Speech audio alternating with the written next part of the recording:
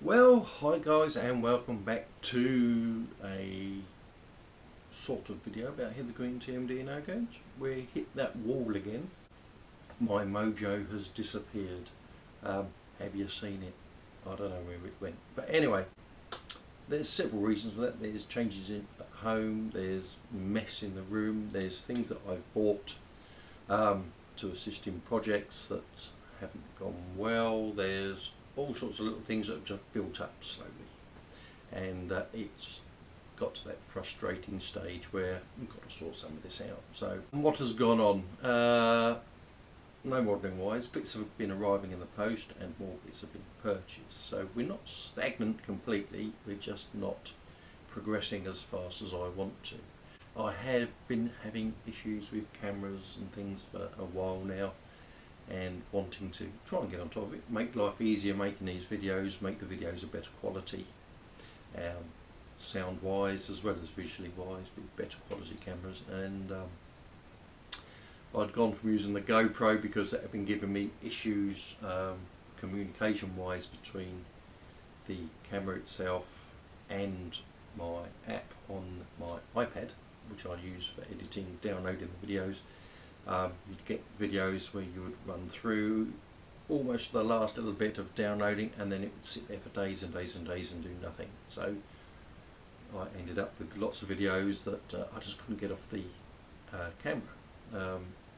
Eventually, since all that aggravation, I have found a means of getting stuff off the camera quicker, and a different method, using an adapter to make it from the little mini SD card into the bigger card, which I can then plug into the back of the iMac.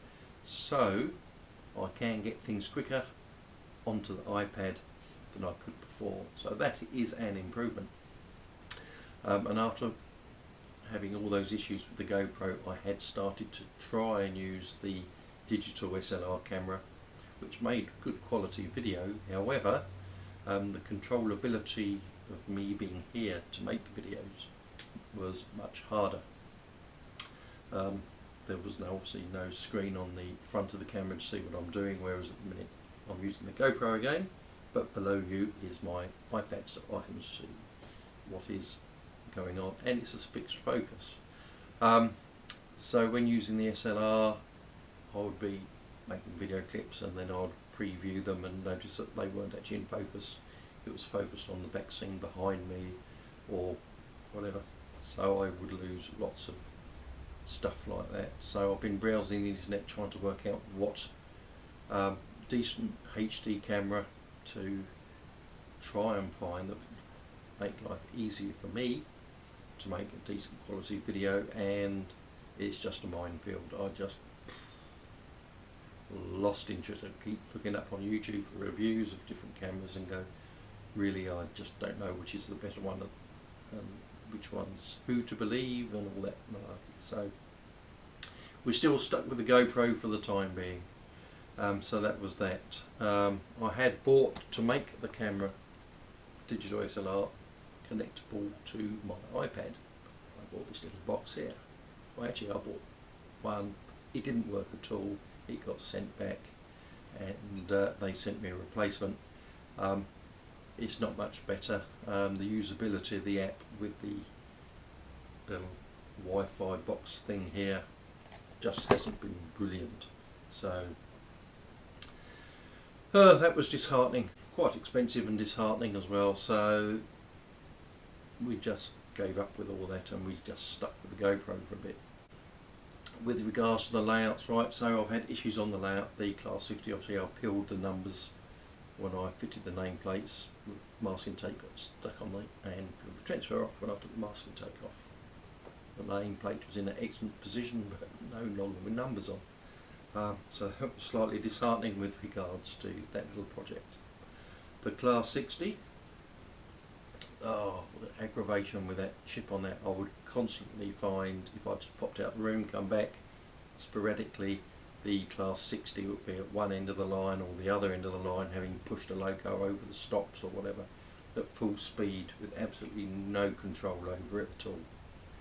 Well, eventually, having tried all the things that everyone had suggested, it got sent back to Trains, and they have sent me a replacement, albeit with another chip for my other 60. So we do have chips on their way back, and I should then be able to have the 260s up and running. Fingers crossed that this time they don't try to wreck everything else in between times. I got another 08. Oh no, that way. Of course it is. It's that side over there. One of the newer, later Daypole 08s. I'm going to convert that to 09004 instead of converting the original one. It means that I had actually shaved all the hinge brackets off, ready to make the pressed steel doors on it. However, I'm not going to use that now. I'm going to use the newer version of 08. I've got another sound chip for that as well, coming from Trains. So that'll be quickly up and running, and that will become 09004. The original one that I was going to use, I'm going to convert to an ex-Stratford locomotive, although it was a Selhurst loco in the mid-90s. It's a bit late, it never went to Hither Green, but it's one where the box is going to be in the right place. It was air braked only. The number escapes me for the minute, but yeah, Cockney Sparrow one, and a few little livery odd things. And on the compressor box on the front, it had two plates just plated on with no vents on the side, so it's slightly odd in that respect. So that's that. So that brings us on to the next bit, which is in here, the general mess everywhere. It's not a big room, as you know from various previous videos. I'm just snowed under with stuff. I've sold recently a small glut of locos of my 00 stuff. I'm going to be selling a few more bits and pieces. And it's a general tidy up. On my desk, my little workbench behind you there, I have a part-built Star Wars E11 blaster, which belongs to a friend of mine. It's been on my bench for so long now. I've got to do it. I've got to get around and do it. It's just wiring up the electronics for him. I built my blaster, and this one is one he's not so sure about wiring up the electronics. So I'm going to do that for him and get that off, because he's done some favours for me, but I must get on and do it. So that is going to be my next little project. Obviously you won't be seeing that, but once I've got that done, I'll have more room on the bench, and then I can get on, because I've started another project. This was the point of going to O-gauge, so we didn't have lots of projects on the go.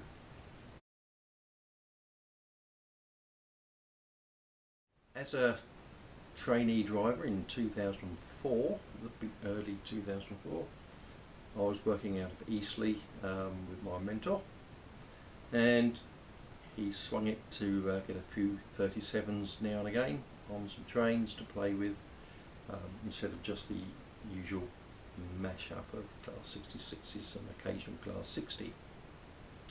So on this one day I got a few photographs of it. We had a good run out. We had 37667, which is currently running around all shiny and green, apparently for LSL or somebody back in the UK. So it's still going. It's still in better condition than when I had it anyway. And it was in EWS livery. I have a VBA van, which is sort of I was going to get rid of, but I'm going to remodel it. I'm going to completely redo the roof on it, cut the roof off, and put one to a closer profile to what it should be. Fingers crossed I can get the transfers for the specific wagon, and some Warwells.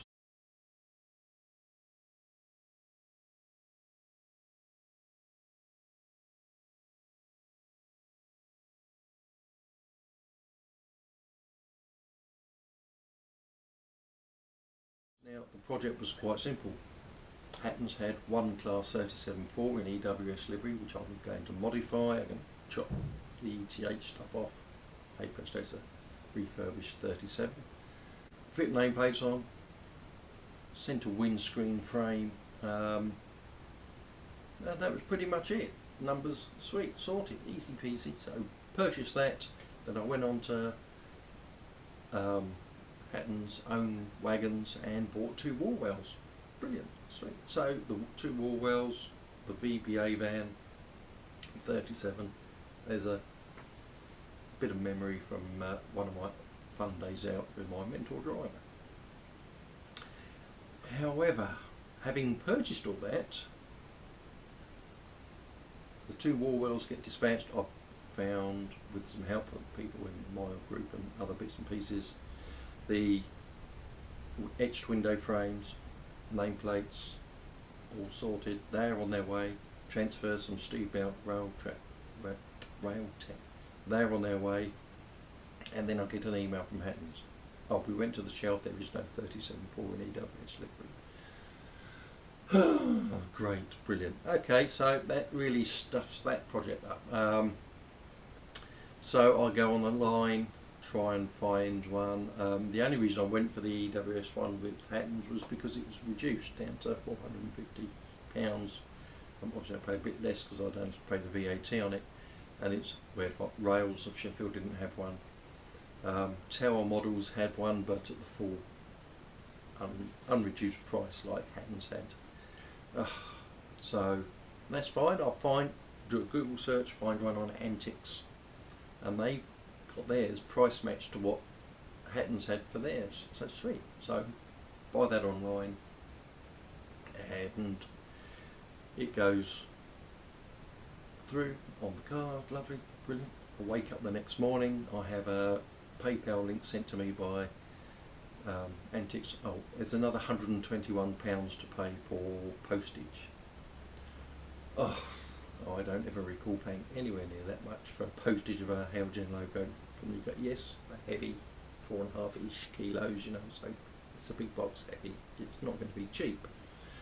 And definitely not Hatton's cheap. So I got a quote from Tower Models. I was going to shift my order to Tower Models, and they quoted me £95, so that's £30 less roughly to ship with them, however it's more expensive. So long story short, mentioned the shipping price from the Royal Mail website that had been used for the quote from Tower, and Antics are going to match the postage for me.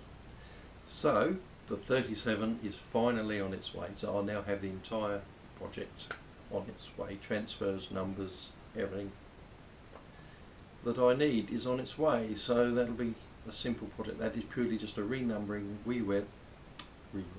weathering, and a little bit of detailing. That's it. So that's an easy little project to get the Mojo going.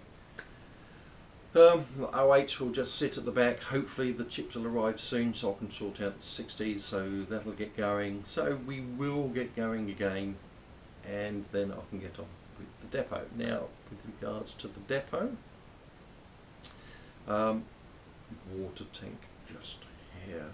There it is. There, somewhere around. But anyway, there. I've been waiting for some 3D printed items to come from America. They weren't exactly cheap. Very not cheap, but they've arrived. Oh, where have I put them now? Oh, here they are, excuse me. Some 3D printed water tank. They come in sections of 8. It's just 2 glued together there for now. And they will go up there, and then I can scale the rest of the building. However, the real water tank was made up of 11 panels on the side and 5 across the end. Now the 5 across the end isn't a problem. I have the right number of panels there to do 11. However, it makes it extremely short, and it only comes from that end to about there. So it's too short. So now I can extend it and put 15, I think it is, segments on there, and that makes the right length in relation to the wall of the building.